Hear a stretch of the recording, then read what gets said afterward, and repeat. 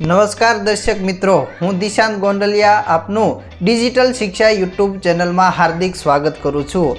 તો દર્શક મિત્રો, અમે તમારી સમક્ષ અવારનવાર અવનવા વિડીયો લઈ અને માહિતીઓ લઈને આપની સમક્ષ આવતા હોઈએ છીએ। ત્યારે આજે અમે ફરી એકવાર તમારી સમક્ષ નવા વિડીયો સાથે આવ્યા છીએ, જેમાં ગુજરાત સરકારના સમાજ કલ્યાણ વિભાગની વિવિધ યોજનાનો લાભ કેવી રીતના લેવો। તો આ લાભ લેતા પહેલાં તમારું રજિસ્ટ્રેશન હોવું ફરજિયાત છે। તો અમે આ વિડીયોના માધ્યમથી તમે રજિસ્ટ્રેશન કેવી રીતના કરવું, તેનું આઈડી પાસપોર્ટ કઈ રીતે ક્રિએટ કરવું તે અંગે આ વિડીયોના માધ્યમથી તમને સંપૂર્ણ માહિતી અમે આપીશું।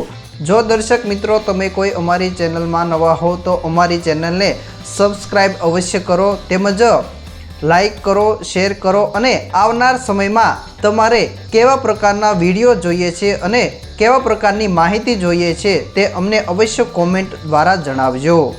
તો મિત્રો, અમે આ સમાજ કલ્યાણ વિભાગની યોજનાનો લાભ કેવી રીતના લેવો અને તે અંગેનું રજિસ્ટ્રેશન કેવી રીતના કરવું તે અંગેનો પ્રથમ તબક્કાનો વિડીયો અમે આ બનાવી રહ્યા છીએ અને આ બનાવ્યો છે।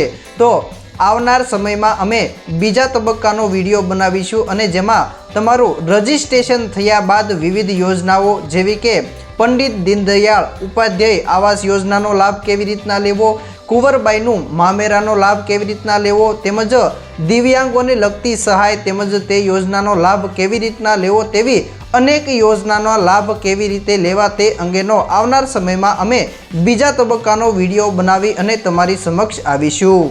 તો મિત્રો, તમે અમારી સાથે ચેનલમાં જોડાઈ રહો, તેમજ આવનારો સમયમાં તમારે કેવા પ્રકારની માહિતીઓ જોઈએ છીએ તેમજ તમને વિડીયો કેવો લાગ્યો તે અંગે જરૂરથી તમે કોમેન્ટ કરી અને અમને જણાવજો।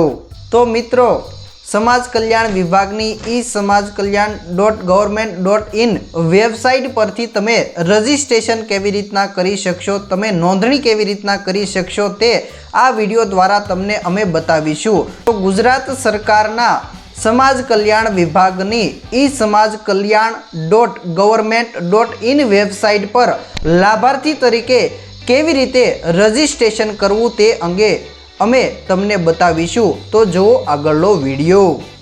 નમસ્કાર દર્શક મિત્રો, હવે આપણે આજે ઈ સમાજ કલ્યાણની જે વેબસાઇટ છે એમાં લાભ લેવા માટે લાભાર્થી તરીકે આપણે નોંધણી કઈ રીતે કરવી એ તમને અમે અહીં સવિસ્તર સમજાવશું। સૌપ્રથમ તમારા મોબાઈલ પીસી અથવા લેપટોપમાં ગૂગલ ઓપન કરો, ત્યારબાદ ઈ સમાજ કલ્યાણ લખો। ઈ સમાજ કલ્યાણ લખશો એની પર ક્લિક કરવાની, ક્લિક કરશો ત્યારબાદ સમાજ કલ્યાણની જે સત્તાવાર સાઇટ છે એની લિંક ઓપન થશે। એ તમે જોઈ શકો છો, ઈ સમાજ કલ્યાણ ગુજરાત સ્ટેટ પોર્ટલ, એની ઉપર આપણે ક્લિક કરવાની છે। ક્લિક કર્યા બાદ આ પ્રકારનું જે ગુજરાત સરકારની જે સાઇટ છે ઈ સમાજ કલ્યાણ.ગુજરાત.government.in આ સાઇટ અહીં ઓપન થશે। આ સાઇટમાં આજે આપણે બીજું કશું જ નથી કરવાનું, આપણે જે ગુજરાત સરકારની સમાજ કલ્યાણ વિભાગની જે વિવિધ સ્કીમો, વિવિધ યોજનાઓ છે એમાં લાભ કેવી રીતે લેવો તે માટે નોંધણી સૌ પ્રથમ કઈ રીતે કરવી એ આજે આપણે માત્ર શીખવાનું છે। તો આપણે ઈ સમાજ કલ્યાણની વેબસાઇટ ખુલે ત્યારબાદ અહીં તમે જોઈ શકો છો રજિસ્ટર યોર સેલ્ફ। તો 4 ઓપ્શનમાં આપણે પહેલું ઓપ્શન સિલેક્ટ કરવાનું છે, રજિસ્ટર યોર સેલ્ફ, તેના ઉપર ક્લિક કરવાની છે। ક્લિક કર્યા બાદ આપણે લાભાર્થીનું જે રજિસ્ટ્રેશન એટલે કે સમાજ કલ્યાણ વેબસાઇટમાં લાભ લેવા માટે જે આપણે નોંધણી લાભાર્થી તરીકે કરવાની છે તેનું એક ફોર્મ ખુલશે, તેને કહેવાશે યુઝર રજિસ્ટ્રેશન ડિટેલ। હવે આમાં આપણે જે ડિટેલ માંગી છે તે ડિટેલ આપણે વિચારી સમજી અને કોઈ સ્પેલિંગમાં મિસ્ટેક ન થાય એ પ્રમાણે એક પછી એક કોલમ આપણે ભરવાના છે। દાખલા તરીકે આપણે અહીં નોંધણી ફોર્મ ભરવું છે તો તેના માટે અહીં ફૂલ નેમ માંગ્યું છે, તો આપણે ફૂલ નેમ અહીં લખવાનું છે। આખું નામ લખાઈ જાય ત્યારબાદ બીજું ઓપ્શન છે જેન્ડર, એટલે કે તમે મેલ છો ફિમેલ છો, તો અહીંયા મેલ હોય તો મેલ ઉપર ક્લિક કરવાનું, ફિમેલ હોય તો ફિમેલ ઉપર ક્લિક કરવાનું। અહીં આપણે મેલ પર ક્લિક કરશું। ત્યારબાદ અહીં આપણે જન્મ તારીખ લખવાની છે. જન્મ તારીખ આપણે અહીંથી સિલેક્ટ કરવાની છે, અથવા તમે લખી પણ શકશો.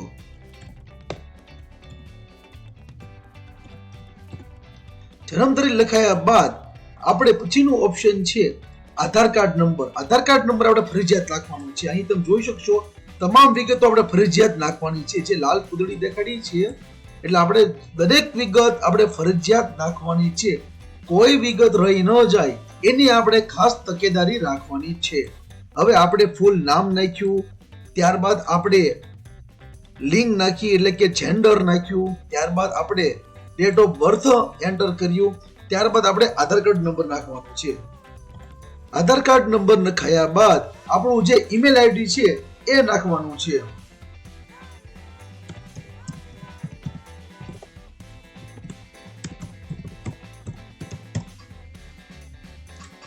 ઈમેલ એડ્રેસ આપણે નાખ્યા બાદ આપણી કાસ્ટ. હવે ખાસ કરીને આમાં તમારે ધ્યાન રાખવાનું છે. આમાં તમારે જે તમે કાસ્ટમાં જ્ઞાતિ જાતિમાં આવતા હો એ તમારે ખાસ અહીં સિલેક્ટ કરવાનું છે. દાખલા તરીકે તમે જનરલમાં આવો છો, એસસી કેટેગરીમાં આવો છો, એસસી અતિ પછાતમાં આવો છો, એસસીબીસીમાં આવો છો કે એટસેટ્રા, તમે જેમાં આવતા હો એ તમારે જ્ઞાતિ અહીં સિલેક્ટ કરવાની છે. અને ખાસ કરીને યાદ રાખવાનું છે જે જ્ઞાતિ તમે સિલેક્ટ કરો તો એનું જે મામલતદારશ્રી દ્વારા ઇસ્યુ કરવામાં આવેલું સર્ટિફિકેટ છે એ તમારે ખાસ તમારી પાસે હોય ત્યારે જ અહીં જ્ઞાતિ તમારે એ પ્રમાણે સિલેક્ટ કરવાની છે. ત્યારબાદ તમારે અહીં જે મોબાઈલ નંબર હોય તમારો એ નાખવાનો છે, જેમાં ઓટીપી આવશે અને કોઈ મેસેજ સમાજ કલ્યાણ વિભાગમાંથી તમને જે મોકલવામાં આવશે એ જે તમે મોબાઈલ નંબરમાં ઈચ્છતા હો એ મોબાઈલ નંબર તમારે નાખવાનો છે.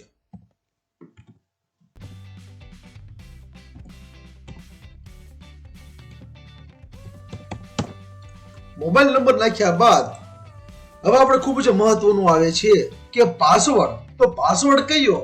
તો આપણે કયો પાસવર્ડ જે તમારે હવે આગામી સમયમાં યોજનાનો લાભ લેવા માટે તમારે જે આઈડી પાસવર્ડ નાખવાનો આવશે તો એ પાસવર્ડ તમે કયો રાખશો એ તમારે નક્કી કરવાનું છે. એટલા માટે જે પાસવર્ડ નક્કી કરો એ અહીંયા પ્રથમ વખત અને કન્ફર્મ પાસવર્ડ એટલે કે અહીંયા જે લખ્યો છે એનો પાસવર્ડ તમારે અહીંયા લખવાનો છે. અને એવો પાસવર્ડ નાખવાનો છે કે તમને ભવિષ્યમાં જે યોજનાના ફોર્મ ભરશો ત્યારે આ પાસવર્ડ તમને યાદ રહે એ પાસવર્ડ તમારે નાખવાનો છે અને એ પાસવર્ડ તમારે સ્ટ્રોંગ કરવાનો છે.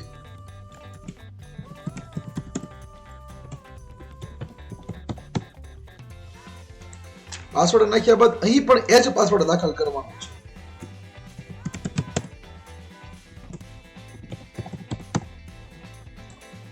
બંને બાજુ પાસવર્ડ નાખ્યા બાદ જે અહીં આપણે છેલ્લું ઓપ્શન છે કેપ્ચા કોડ. તો કેપ્ચા કોડ એ આપણે જે અહીં દેખાય છે એ જ સેમ ટુ સેમ આપણે અહીં ઈ લખી દેવાનું છે. દાખલા તરીકે કેપિટલમાં ટી જે એક્સ બી યુ જી જે અહીં કેપ્ચા કોડ હતો એ આપણે સેમ ટુ સેમ અહીં નાખવાનો છે અને આપણે ડાયરેક્ટ અહીં રજીસ્ટરનો જે ઓપ્શન છે એની ઉપર ક્લિક કરવાનું છે. પરંતુ ક્લિક કર્યા પહેલા આપણું ફોર્મમાં કોઈ સ્પેલિંગ મિસ્ટેક કે જન્મ તારીખ કે આધાર નંબર કે મોબાઈલ નંબર કે આપણી કાસ્ટ કેટેગરી એમાં કોઈ ભૂલ નથી ને એ આપણે એક વખત વેરીફાઈ કરવાનું રહેશે. તમામ વસ્તુ વેરીફાઈ થઈ ગયા બાદ આપણને યોગ્ય લાગે કે મેં નાખેલી તમામ વિગતો યોગ્ય છે ત્યારબાદ આપણે છેલ્લું જે ઓપ્શન અહીં તમે જોઈ શકો છો રજીસ્ટર, એ રજીસ્ટર ઉપર આપણે ખાલી ક્લિક કરવાનું છે. તો હવે મિત્રો આપણે ક્લિક કરશું. ક્લિક થઈ ગયા બાદ આવું એક ડાયલોગ બોક્સ ખુલશે કે એમાં એવું લખ્યું હશે કે તમારું નામ, જેન્ડર, બર્થ ડેટ અને કાસ્ટ જે અગત્યની જે 4 વિગત છે એ સાચી અને યોગ્ય છે. તો યોગ્ય હોય તો આપણે અહીં કન્ફર્મ નામનું બટન ક્લિક કરવાનું છે અને આમાં તમને કોઈ સ્પેલિંગમાં અથવા બીજી કોઈ જન્મ તારીખ કે કાસ્ટમાં તમને કોઈ ભૂલ થઈ એવું દેખાય તો આપણે કેન્સલ નું ઓપ્શન ક્લિક કરી ફરી વખત આપણું રજીસ્ટ્રેશન ડિટેલ એડ કરવાની રહેશે. પરંતુ જો અહીં તમામ વિગતો આપણી સાચી અને સચોટ અને યોગ્ય હોય તો આપણે અહીં કન્ફર્મ જે ઓપ્શન તમે જોઈ શકો છો મિત્રો એ કન્ફર્મ ઉપર તમારે માત્ર ક્લિક કરવાનું છે. રાહ જોયા બાદ મિત્રો જો તમે લાભાર્થી તરીકે જે ગુજરાત સરકારની ઈ સમાજ કલ્યાણ વિભાગની જે વેબસાઇટ છે એમાં તમે સફળતાપૂર્વક રજીસ્ટર થઈ ગયા છો, તે માટે તમારો આ સત્તાવાર જે મેસેજ છે એ તમને તમારી સ્ક્રીન પર દેખાશે કે રજીસ્ટ્રેશન સક્સેસફુલી. એનો મતલબ એમ કે તમે જે ફોર્મ ભર્યું છે, નોંધણી થયા છો, એ નોંધણી યોગ્ય રીતે અને સાચી રીતે તમે રજીસ્ટ્રેશન થઈ ચૂક્યા છો એનો મેસેજ આવી જશે. અને મિત્રો ખાસ આવો મેસેજ આવે એટલે ભૂલ્યા વગર આનો ફોટો પાડી લેજો, કારણ કે આ જે લોગિન આઈડી છે એ તમારા ભવિષ્યમાં કોઈ પણ યોજનાનો લાભ લેવો હોય છે, એ યોજનાના લાભ લેતી વખતે તમારે જે સિટીઝન પોર્ટલ જે અહીંયા લખ્યું છે, અહીં જોઈ શકો છો બાજુના ક્લિપમાં સિટીઝન લોગિન, જ્યારે અહીંયા આઈડી લખવાનું આવશે ત્યારે તમારે ખાસ આ આઈડી અહીં લખવાનું છે. હવે આ આઈડી ઉપર જ તમારે તમામ પ્રકારના વ્યવહારો, યોજનાના લાભો અને અન્ય એક્ટિવિટી તમે કરી શકશો. એટલા માટે આ આઈડી છે એ યોગ્ય જગ્યાએ તમે લખી નાખો અને એક તમારા મોબાઈલમાં ફોટો પાડી લો. તો મિત્રો આ આપણે આજે શીખ્યા સિટીઝન પોર્ટલ એટલે કે ઈ સમાજ કલ્યાણ gujarat.government.in ની સાઇટ છે, એમાં આપણે નોંધણી લાભાર્થી તરીકે કઈ રીતના કરવી એની વિશે આપણે સવિસ્તર શીખ્યા. હવે એક વખત આપણે ચેક કરશું કે આપણો યુઝર આઈડી જે આવ્યો હતો એના પરથી આપણે ફોર્મ ભરી શકશું કે નહીં. તો તેના માટે હવે આપણે જે આઈડી આવ્યો હતો એના પર આપણે હવે ચેક કરશું. તમારો આઈડી, તમારો પાસવર્ડ અને કેપ્ચા કોડ જે લખ્યા ત્યારબાદ આપણે લોગિન ઉપર ક્લિક કરવાનું છે.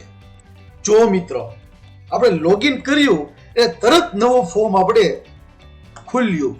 તેમાં આપણે કોઈ વિગત જે બધી આવી છે એ જે આપણે રજીસ્ટ્રેશન નોંધણી વખતે જે વિગત લખી હતી એ તમામ વિગતો મોટે ભાગે એટલે કે 90% વિગત તમારે અહીં દેખાતી હશે.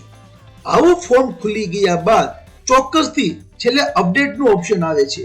જો આમાં તમારે કોઈ સુધારા વધારા કરવા હોય તો જ્યાં સ્પેલિંગ છે એ સુધારો કરી અને તમે અહીં અપડેટના ઓપ્શન ઉપર ક્લિક કરશો એટલે તમારું જે પ્રોફાઇલ, તમારી નોંધણી રજીસ્ટ્રેશન ફોર્મ છે એ ચોક્કસથી અપડેટ થઈ શકશે. હવે ખાસ કરીને આવું ફોર્મ ખુલે ત્યારબાદ જે અપૂરતી વિગત છે એ હવે પૂર્ણ કરવાની રહેશે. મિત્રો તમે જો અહીં બધી મારી જે વિગત હતી, બધી અપૂરતી વિગત હતી, બધી ગુજરાતીમાં ભરી નાખી છે.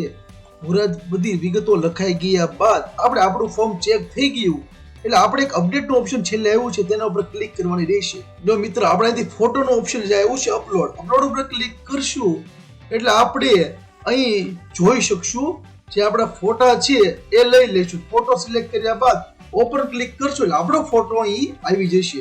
ત્યારબાદ અપડેટનો ઓપ્શન છે એ અપડેટ ઉપર ક્લિક કરશો એટલે આપણી પ્રોફાઇલ આખી કમ્પ્લીટ 100% ઓકે થઈ અને તમે તમામ પ્રકારની યોજનાઓ જે છે એ તમે ગુજરાત સરકારની સમાજ કલ્યાણ વિભાગની જોઈ શકશો અને આગળ તમે તે યોજનામાં ફોર્મ ભરવા માટે લાયક ગણાશો. તો મિત્રો આજે આપણે શીખ્યા કે ગુજરાત સરકારના સમાજ કલ્યાણ વિભાગના જે આપણે નોંધણી કરવાની છે, વિવિધ યોજનાનો લાભ લેવા માટે જે ઓનલાઈન નોંધણી કરવાની છે, નોંધણી કઈ રીતે કરવી તેની આપણે સંપૂર્ણ વિગત આજે આપણે શીખ્યા. તો મિત્રો આપણો આ વિડીયો કેવો લાગ્યો તે ચોક્કસથી અમને કોમેન્ટમાં જણાવો.